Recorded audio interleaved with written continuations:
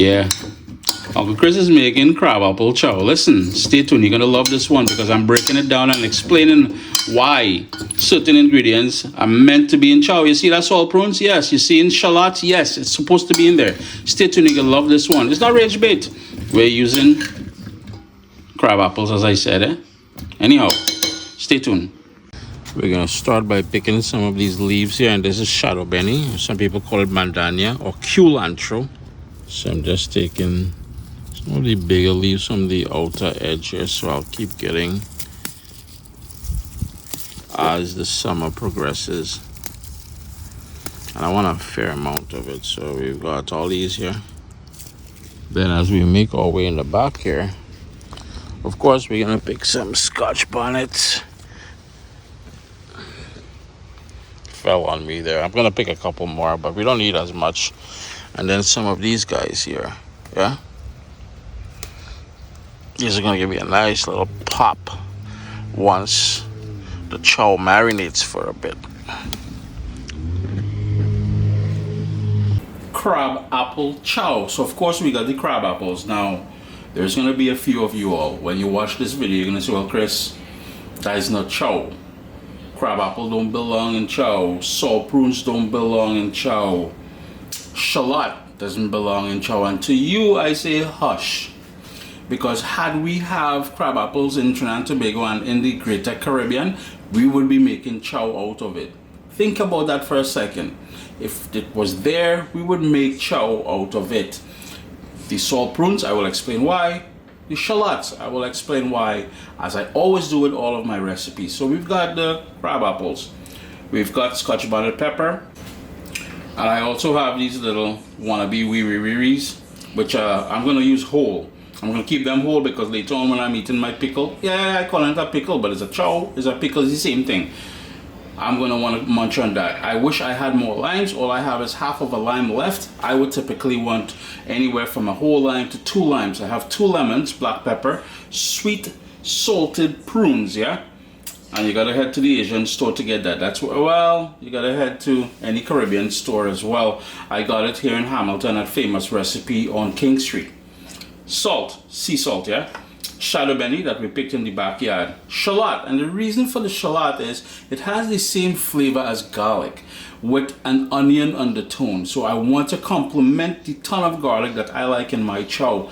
And not only that, it gives it a bit of texture. Once that pickle sort of briny, sort of peppery, sort of juice that we're gonna put everything together with hits that. I am telling you, if you've never done onions, if you've never done shallot in your chow, it is about time to step up your game. Some black pepper, did I say that?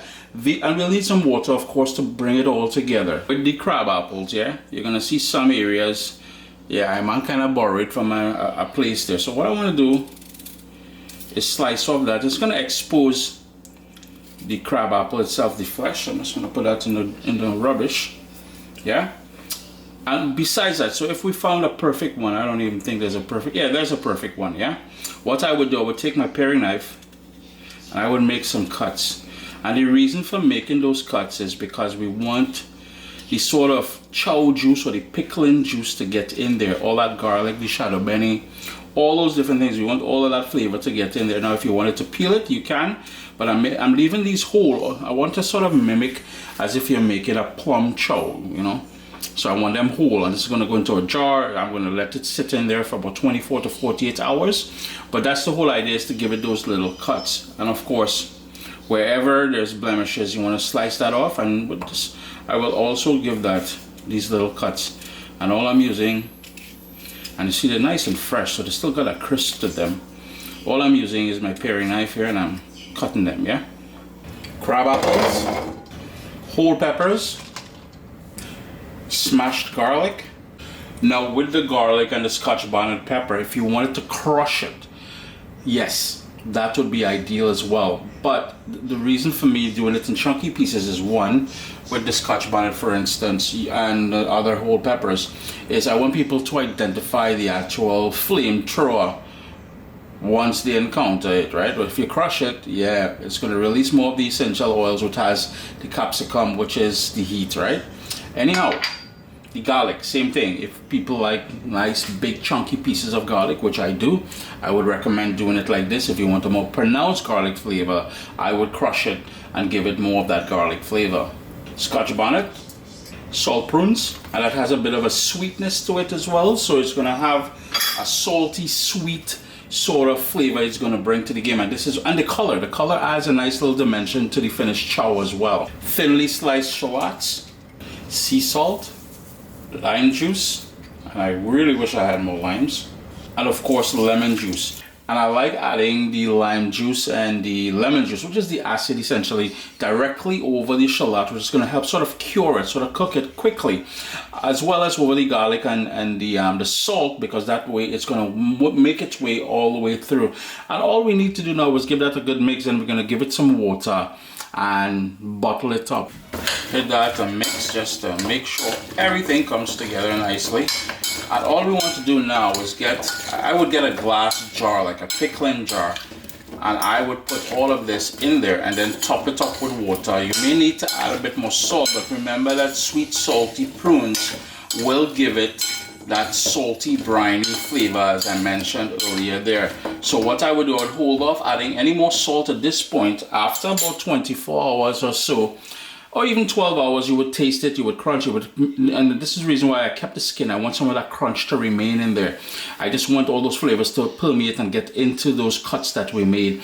At that point, in about 12 to 24 hours, you will decide, yeah, it needs more salt or not. You would just taste the sort of briny, sort of pickling juice that we have there. The chow juice, because that thing there is pure fire. It's just a matter of topping that up with water now.